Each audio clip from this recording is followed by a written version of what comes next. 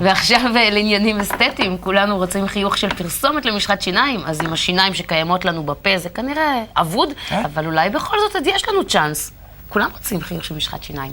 שיטה חדשה לייצור גשרים וכתרים, על זה אנחנו מדברים עכשיו עם שי וייזל, מהנדס ייצור ממוחשב, שלום. שלום, שלום. הדפסת שיניים? כעיקרון שן קורה שמה שנקרא אלוהים נתן לנו אגוזים, השיניים נשברות וצריך לתקן את השיניים. איך עושים את זה? עושים את זה באמצעות מבנה שנקרא כתר. כתר לשן מורכב, לא רבים יודעים זאת, אבל משני חלקים. אחד שנותן לשן את החוזק, והשני שנותן לשן את הצורה האסתטית, את היופי של השן. החלק הראשון הוא מוצר הנדסי למעשה, הוא צריך להיות מצוין מבחינת דיוק, הוא צריך להיות מאוד אחיד מבחינת הייצור שלו, הוא צריך לשבת טוב בפה, כי אם יש רווח בין השיניים המקוריות לבין הגשר, עלולים להיווצר עששות משניות, חיידקים, או כל מיני דברים מהסוג הזה.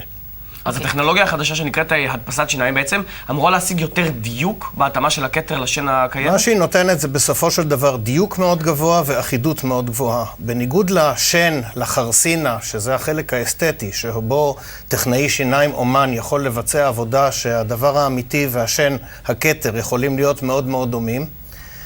הגשר עצמו הוא דבר שצריך להיות חזק ומדויק. את השיטה הזאת לייצור הגשרים פיתחנו על מנת לתת את המענה הזה, שגם בצורה זולה יותר למתרפא, מכיוון שהוא יצטרך פחות ביקורים אצל רופאי השיניים. אף אחד מאיתנו, אולי חוץ מכמה מזוכיסטים, לא ממש אוהב ללכת לרופאי השיניים ולשמוע את הבזז המתקרב לשן.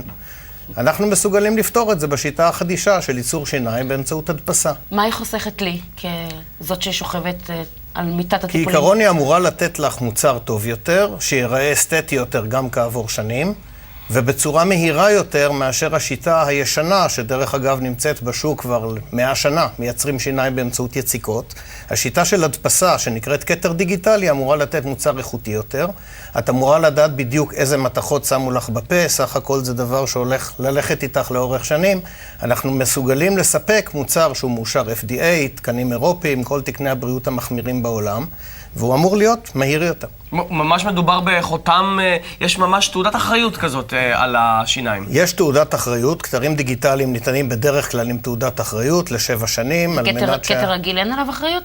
תלוי ברופא ותלוי במעבדה. כל אחד מייצר בשיטות שלו ונותן את האחריות שלו. מה, אני צריכה עכשיו לבוא לרופא השיניים בהנחה שאני צריכה כתר ולהגיד, תעשה לי כתר דיגיטלי? את יכולה לבקש ממנו כתר דיגיטלי ולדעת בדיוק מה את מקבלת לפה.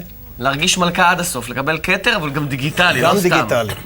עכשיו, אני רוצה להבין, כל רופא שיניים היום יכול לעבוד בטכנולוגיה הזאת, או שרק רופאים שיניים מסוימים מחזיקים את הציוד? הציוד הולך בשיטה שהשן מיוצרת במעבדה. מעבדת השיניים עובדת עם כמה רופאים, רופא שיניים גם יכול לעבוד עם כמה מעבדות. המעבדה לא מחזיקה את הציוד, היא מזמינה את זה מבית דפוס לשיניים. יש מספר בתי דפוס לשיניים בעולם.